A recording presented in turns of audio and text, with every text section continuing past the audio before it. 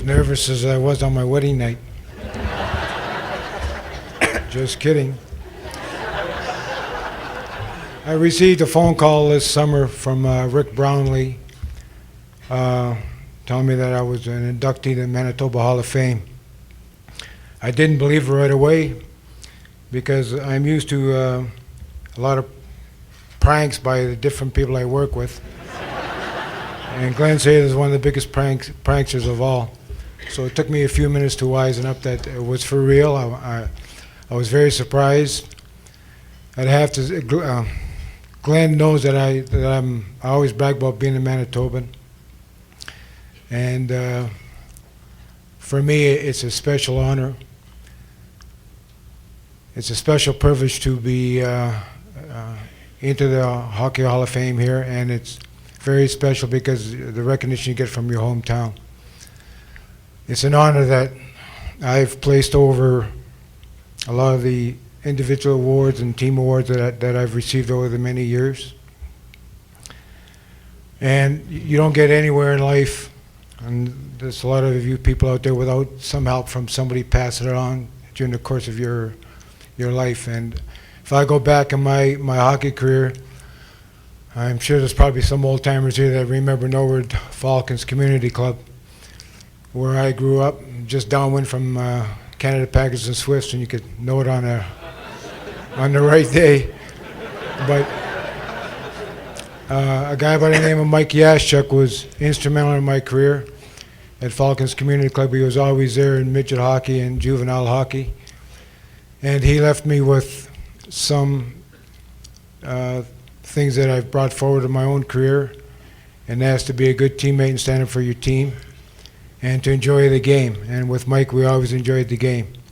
And he was always there telling us long stories in the basement of the community club. I didn't realize at the time Mike was probably only about 28 or 29. When you're 14 and 15, that's, you look at that guy and think he's old. And right now I think I'm young, but I'm not. Max E. Pillis with the St. Boniface Canadians at Olympic Theatre, Olympic rink in the North End. He was one of the nicest coaches I've ever met. And he invented some juices he mixed together that he called a kickaboo juice. If you'd only would have named it Gator, he'd have made a fortune. And one man that didn't coach me, but he did dress up in a uniform and come out to practice every once in a while. And his input was immense in my career. Bill Jusda. He would come out at the Olympic Theatre in full uniform and show us the art of hip checking, which it was easier for me to elbow check than hip check, but it's a lost art today. And the thing I did learn from Bill Jusda was timing and awareness on the ice. And that was a standard of, or a strong point of my hockey career. And whoever coined the saying, nice people finish last, didn't meet Bill Allen. He's a nice guy who won the national championship. And Bill had a rugged look about his face. He had a couple little battle scars. He was a character person, a family man.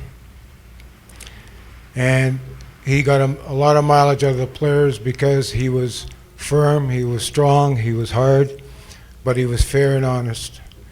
And nice guys did finish last that year, or finish first that year. In that laundry list of successes that they put up on that wall over there, it's a matter of being lucky. I was lucky to be in the right place at the right time with the right players at the right time of their careers to have been all of these successful teams.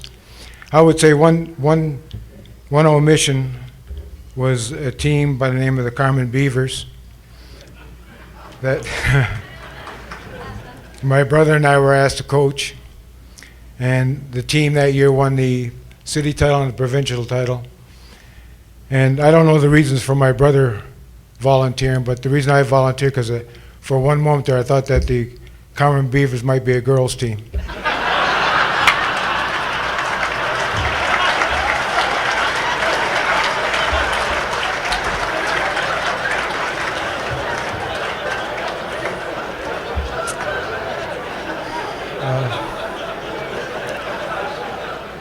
My a month after the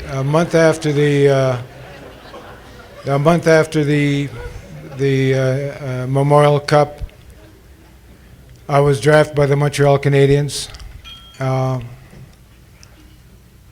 There was good news and bad news for me because I was happy to be drafted, but not by Montreal. I'm not a Montreal fan. I probably got that from my mother. I'm having trouble getting my thoughts together, but I'm not a fan of Montreal fans either because they cross this country like a computer virus right now. But when I went to Montreal training camp, there's a lot of players there that you people will all recognize, and I was very impressed. The first guy I met was Ab McDonald, who there's not a nicer person on this green earth.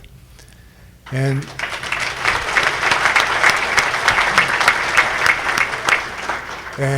it was awe-inspiring for me as a teenager to be playing with and against and being in the same room, same bus, same train as Rocket Richard, his brother, the Pocket Rocket, and the Vest Pocket Rocket, Claude Richard. And Boom Boom Jeffrey, who took all my meal money from on a trip from Montreal to Chicoutimi. And Jacques Plante, he never did net me underwear, but he was there. And the guy that, Mr. Class himself, John Beliveau, and the guy that I admired the most in my career was Doug Harvey. I got called up to the office to see the icon of the game, Mr. Frank Selke Sr. He gave me royal hell for knocking the three Richard brothers on the rear end in the inter-squad game. He complimented me on my season, on my training camp, and wanted me to go back to Winnipeg to play for junior hockey, and I thought I was I had grown past that, and I ended up playing for Jack Perrin's Winnipeg Warriors and made an awesome amount at $4,500. I went right out and bought myself a ladder.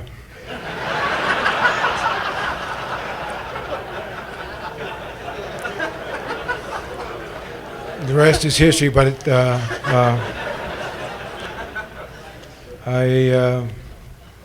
if I offended any Montreal fans in here, I don't apologize, but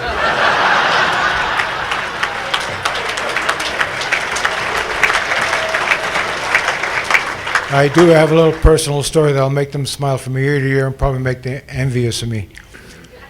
I received a life-threatening, career-ending injury many years ago. And my doctor was on, the neurosurgeon I was on calls a guy by the name of Michael Richard, an ardent Montreal fan, passionate, red, white, and blue. And to make things better, he hated the Boston Bruins and he hated my guts. And his wife was a Bruins fan. This is the truth. I'm not embellishing anything. And she sort of liked me. She was an English person.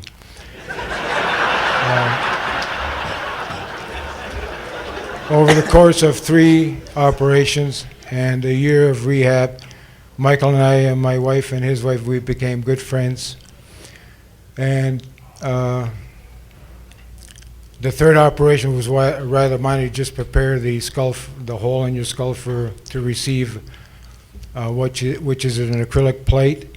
And the acrylic plate is like putty dough, and you sort of prepare it to go into the skull, which is the area I cover with a plate was 3.5 inches wide by an inch and a half, no, 3.5 inches long by an inch and a half wide. And after the operation, and this thing hardens like harder than a skull at a certain point.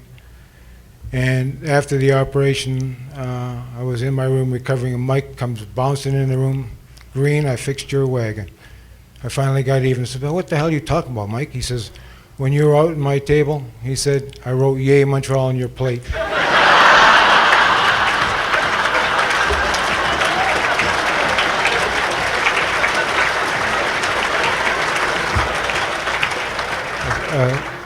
It's a real honor to be in the same house as the rest of these Manitoba athletes. I'm proud of that fact. It's a great night for me because my family's all here to be able to enjoy this night with me. Thank you very kindly.